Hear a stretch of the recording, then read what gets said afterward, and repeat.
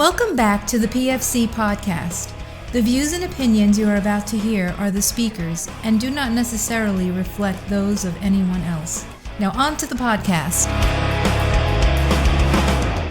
Well, normally I would say welcome back to the PFC podcast, but this is not. This is actually the inaugural episode of the MSIW podcast. And helping me with that is Nate. How you doing this morning? I'm doing well. Thank you, Dennis. I appreciate you having me here and appreciate access to your amazing audience. Happy I can help in any kind of way I can. I think this is super valuable.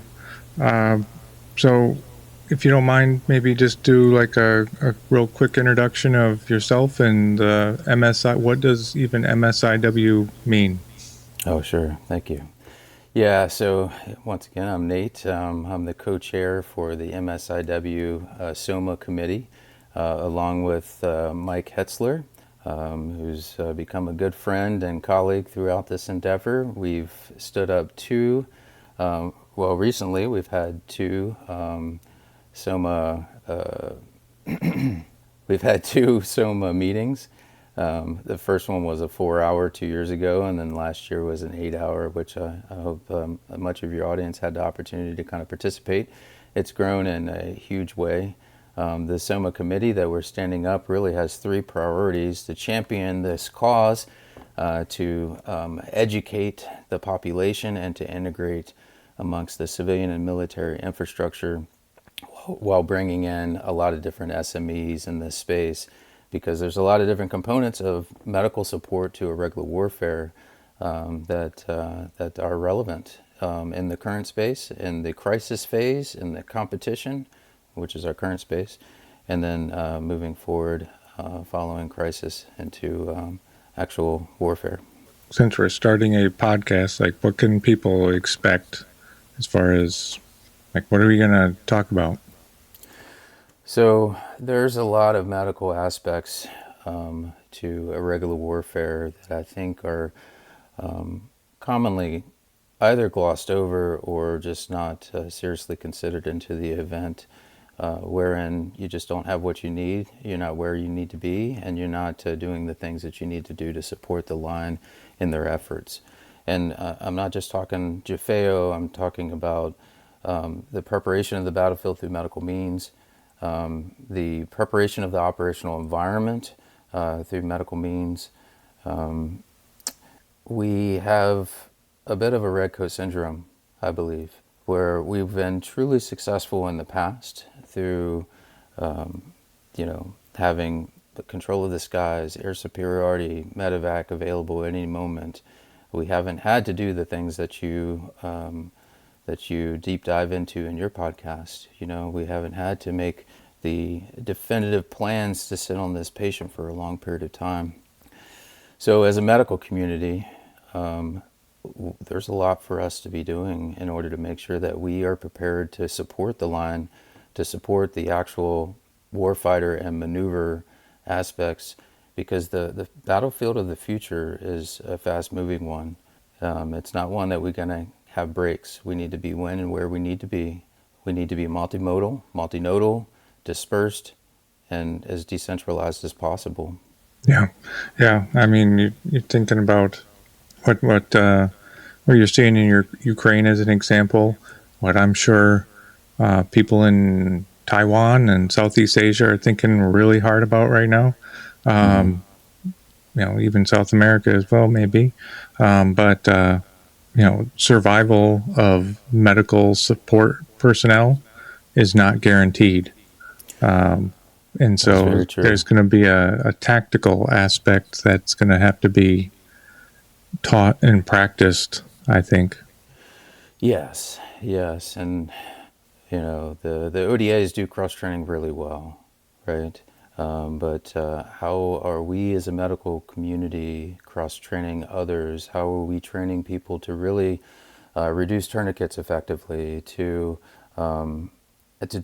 push everything as low a level as possible? Now, I'm not advocating for advanced surgical procedures, but if POI care is done really well, then you receive a viable patient by the time it gets to, quote, that higher level of care. But But once again, as we look at the current model that we align medical care with the roles of care, the Letterman system, so to speak, is that really the right methodology to continue to push forward with?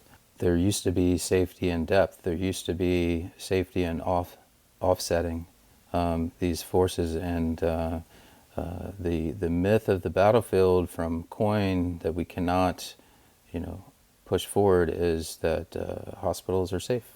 And the Ukraine has 100% demonstrated that. Between February of 22 to approximately September, there were over 500 hospitals and clinics destroyed.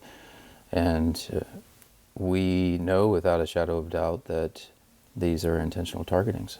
Oh, yeah. I mean, just on Instagram, you see videos of drones attacking people carrying litters, Right. trying to get people off the battlefield. Like, it's not an accident. Yeah, and the injury patterns changed pretty significantly from the beginning of the war to current state, with mostly artillery wounds. Either you died or you had perfor wounds, right? So the RTD rate was pretty high, of about 54.6% initially, but then the lethality of their weaponry completely changed. So they were purposely maiming in order to have the medical crew respond, and then purposely, increasing their lethality. Yeah, definitely. So, there's a bit of a disconnect with, do we train our medical assets to survive in that environment? Like, we don't intend to put them in there, but with the lack of a clear FLOT, with the lack of a clear hot zone and cold zone, and the continuous evolution of that operational environment, we need to train these people so that they're not a liability, and also so that they can keep up with the line and not expose their position. So I think there's so many different reasons. We want them to survive. We need them to survive.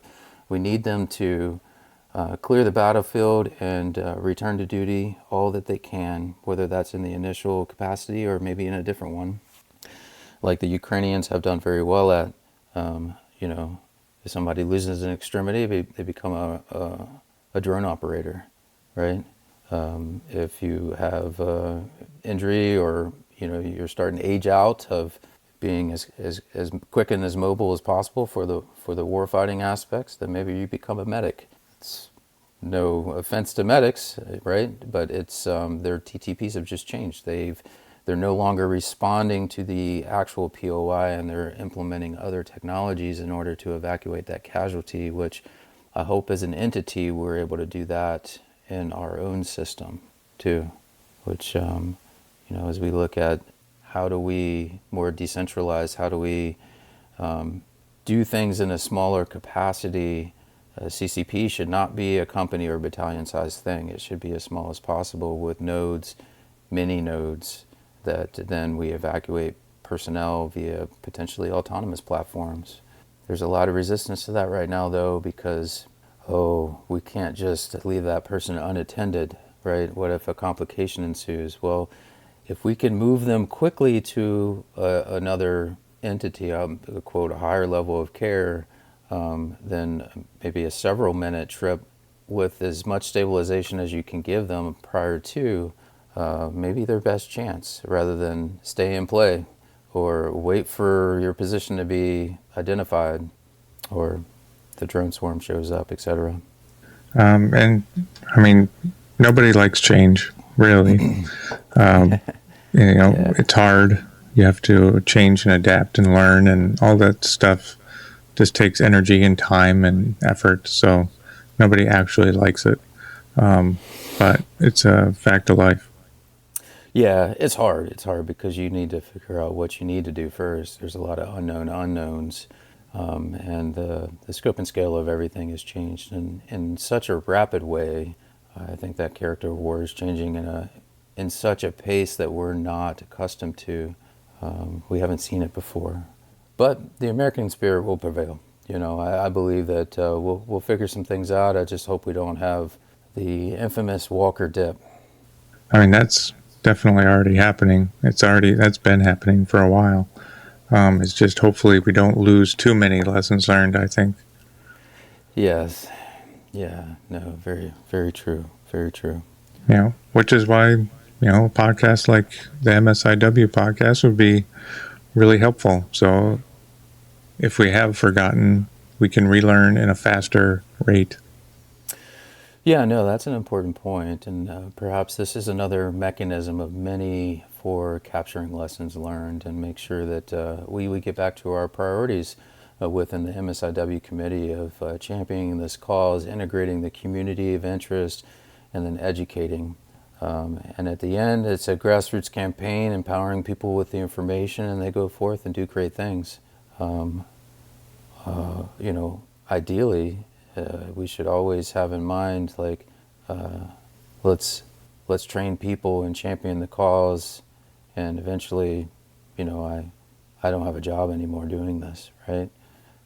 Because like there's a lot of valid, SMEs that come forward and they really start running the show in the individual sections. For instance, contested logistics, right? I know a little bit about it from my prior employments, but there's other folks out there that need to be running that show. Yeah. I mean, it can be very complicated, and it's going to take some real imagination, I think, to figure out and overcome. And it takes a special person to be able to do that. Just like anything else, people resist change. Well, when you've been taught one path and you've had that one path beaten into your head, it's difficult to move out of that. Yeah, that's a valid point. Yeah. But I think we'll be flexible and adaptable. We just have to continue to beat the drum. Right. Hopefully before there's a giant need. Right. Well, and I think the impetus is already upon us. If we look at the gray zone and irregular acts that adversaries are committing against us on a daily basis, there's plenty of a sense of urgency to be inspired to action. We need a proclivity toward action right now, and it's easy to admire the problem. It's easy to say, oh, well, these things are happening in the cyberspace, so nobody really got hurt, right? But people most definitely are getting hurt by that. You take the OPM hack from, what was it, early 2000s to about 2015, where 22.1 million people's records were exposed. Essentially everyone that had government employment during that time frame that had an open security clearance, whether that was secret or higher, even including polygraphs and fingerprints, were exposed, and China did that 100%. And I mean, there is an enduring threat to our personnel from that, and we were offered free credit checking for like 6 months or something. Yeah. And I was like, okay, well, they're not going to action this tomorrow. They're going to sit on this, or they're going to embed this into their ubiquitous surveillance system, and they're going to, they have a plan, and their plan is long term, and our plan is short term. And so there's a dichotomy there of how do we nest our future operating environment to contest and compete and deter and ultimately, serve the mission of the United States Army, which is to fight and win the nation's wars. There's obviously a known kind of threat, or at least threat potentials. Like what, if you can tell me, like what is kind of being thought of, or what are we doing? Sure. Yeah. So we're obviously in the nascent stages of getting into the podcasting space. Over the past two SOMAs, we're growing the educational platform and building the bench to get people to speak to the individual components of what is medical support to irregular warfare. First of all, helping people understand what is irregular warfare. There are clear definitions out there, and in the future I'll have probably ASD Solic medical officer to speak to the actual policy approach, because I don't want to put words in his mouth as this is a moving target. But in my own words, what is medical support to irregular warfare? This is a plan. This is an OPE. This is a medical preparation of the battlefield or that operational environment through intentional prior thought and planning. Do we have the medical components that we need to have? Are they in the right place? Have we thought about pre-positioning these, caching these? Do we have to maintain this equipment? How is the stability in that operational environment, whether it's a cold or hot or humid type of place? Are these things placed in locations that will actually survive? Are they going to be just identified right off the bat, right? Do we have the right competency across the board, whether that's integrating or articulating with a partner or with our own individuals, like I've already talked about with our providers and our medical competencies, do they come to that battlefield with the right training in order to survive it and to appropriately support the needs of the line operations? A comment about the partnerships. So obviously, as an entity, we've been focused on like GHE, global health engagements, and I think that has fallen out of favor because, well, has it been effective, right? If we bring forth money and just a capability, we need to have buy-in, and so there's a fair amount of there's a fair amount of angst amongst some partners because of the aggressiveness of how MSIW sounds or feels, but we need buy-in. We need partners that understand the problem set, that are willing to get after it. We're now seeing that in Europe, where they're dedicating 5% of GDP toward this problem, and large-scale combat returned to Europe in 22, right?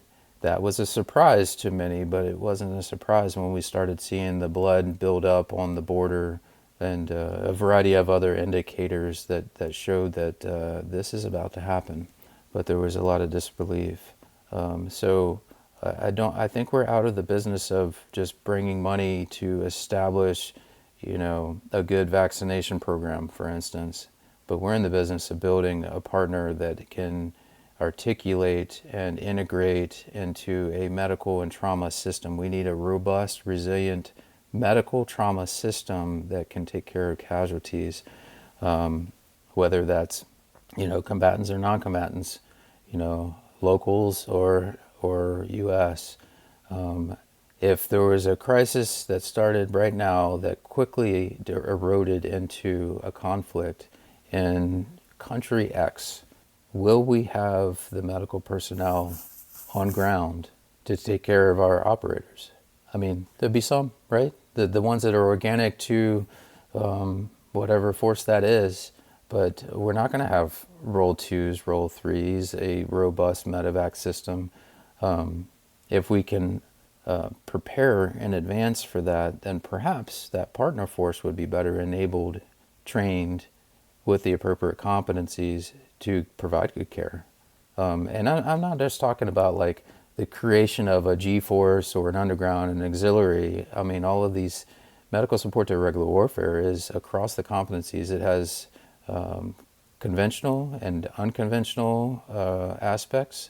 It has, it goes across the phases of the operation from crisis to conflict. Yeah.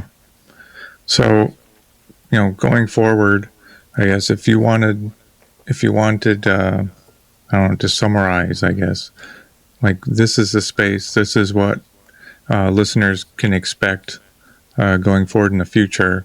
How would you explain that? Yeah, thank you. All right, so we're going to invite SMEs. We're integrating, building those SMEs in order to effectively articulate what all the components of MSIW are and how to successfully implement that and be prepared for future battlefields, essentially. We've had a policy of integrated deterrence.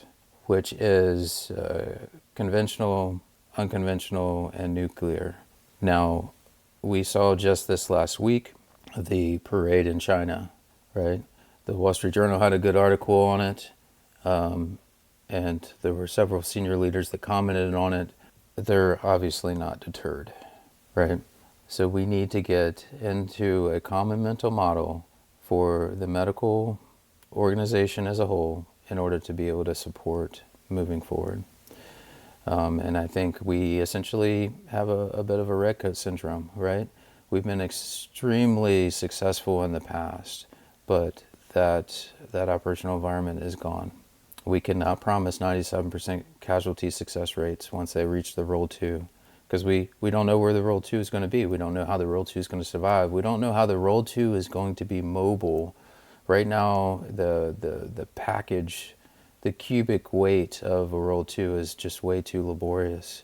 The vehicle platforms that we have need to be modernized. What does a rolling ambulance look like? Do we do EXPs? Do we have autonomous evacuation platforms? We've got to flip this whole thing over, dump it out, and rebuild it.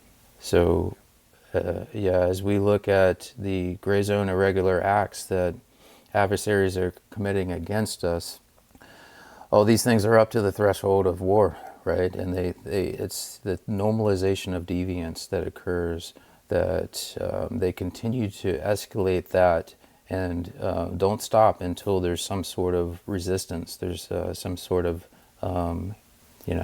response, and it's been provocative consistently. And there's so many examples just from, across the board. The autocracies are marching at a quicker pace as we go, and there's a strategic sharing amongst them, and they don't necessarily share ideology, but they share a necessity. They share a common goal, and they're working together on that. But you look at the economic investments that China's had, the building of the roads and the ports, etc., the investment that quickly becomes an anchor, the predatory loans that have built-in, mechanisms by which they can foreclose on those and then just take the ports, for instance. There's, in their white paper that they released in 2013, they spoke about that they would never seek hegemony. But in retrospect, and if you look at like the U.S. congressional reports on from like 2017 and 2019 particularly, it shows that the buildup of the Spratly Islands, the incursions and the overflights of the South China Sea and the Indian Ocean, this is a force projection platform. This is not for freedom of navigation, freedom of seas. They are consistently attacking, free and open trade, and this has relevance to the United States of America.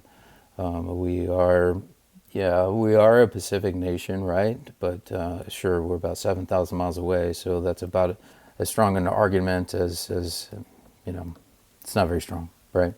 But we have strategic investments there with 5 of 7 of our mutual U.S. defense treaties being in that region. At least 6 of the largest armies are in that region. So this is a significant zone that we cannot afford a crisis or a contingency, right? The GDP of the world will drop.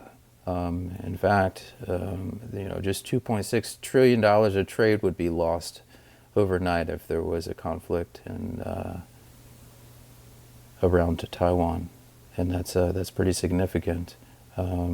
If there were a conflict between the U.S. and China, that would drop our GDP by about 10%, which is on par with the Great Depression. Now, China's, on the other hand, would drop about 25%. So that would be pretty devastating to them in a time and place when they're already at least 2 years into a persistent deflationary status with the collapse of their housing and other consistent problems that they've had. They're continuing to try to ramp up their GDP with investment in their industrial complex. And they're doing that for a couple different reasons. One, to make them sanction tariff resistant. Two, to build up their military infrastructure. And three, to boost their GDP. It's almost like a wartime economy that Russia has. The only reason their economy is continuing to float is because they're at war. And I mean, people also forget you're talking about a country that's more than willing to let their people suffer for the greater good, per se. So, yeah, you bet. I mean, you look at the frozen chosen in Korea in the Korean War. I mean, we had the 187 Battalion and Marines, and they fought extremely well against 10 divisions. I mean, they were just eventually overrun by 10 divisions of Chinese. So they have the population, although their population in the long term doesn't look super promising. I think they have a window of opportunity to act. And is their economic situation good for us or bad for us, right? I would not propose that it's good for us. I think that, once again, like, if you are trying to revive an economy, war is not necessarily bad for that. yeah, and that's just one of the problem children. Oh, yes, for sure. And we cannot predict the time and place of future crises. Like, they're called crises because they come up randomly and by chance, seemingly. I mean, sometimes there are things that precipitate that, of course, but it's usually not super clear until in retrospect. Awesome. Is there anything else that you want to put out about the podcast or the committee? Yeah. Once again, thank you for your time, and thank you to your audience.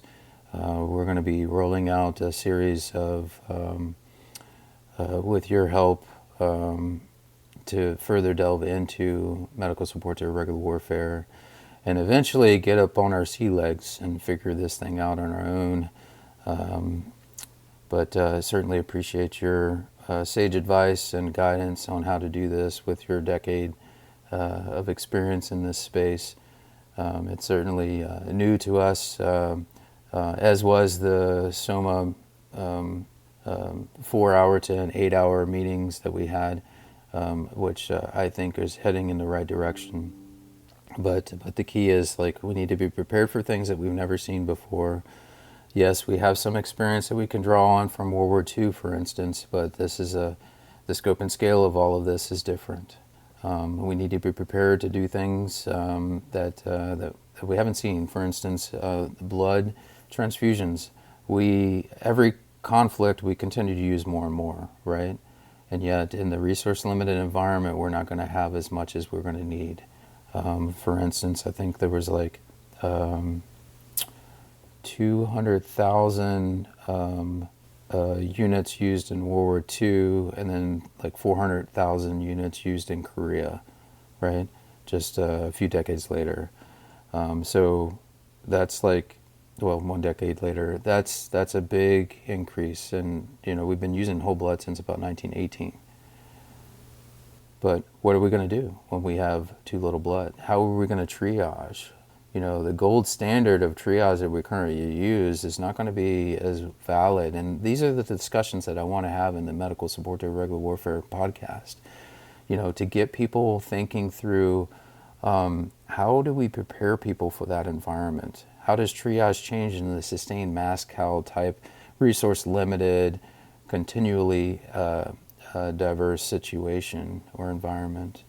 Do we have a plan for a normal departure from that normal standard of care that we hold ourselves to such a great extent, for when we can no longer support that? Because if we don't, if we burn up all of our resources, then we essentially have nothing left for everyone else. So there's going to be some hard calls to be made, and I think the palliative care aspect of all of that discussion is important, especially for our medics, because they're going to be stuck with that. And I don't think that we're doing them justice right now to help prepare them. The DPA missions where we go out to the Pacific and the European theaters to recover MIA and POW, that is a future mission. Unfortunately, if the worst case scenario occurs where we're doing internments and we're somehow trying to document that location and come back to it. Because once again, the line needs to move as fast as they can move, right? And medical's got to keep up. And we need to be ready to do that. And we need to be ready to support that. And if we don't have all of the various things in place, the moral injury aspect of it all is going to be pretty significant. And maybe that's the least of our problems, right? 38,000 units of blood was used in the Tet Offensive, right? And we can't even comprehend that scale right now.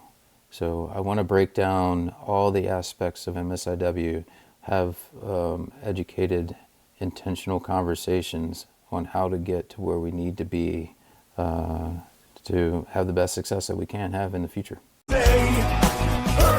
That's it for today's podcast. Make sure to go to our website, www.prolongedfieldcare.org. Check out our free downloads and a ton of other helpful information. Grab a bag of our fresh roasted PFC coffee, links in the description below, and stay on the bleeding edge of combat and austere medicine. This is Dennis for the PFC podcast. Out.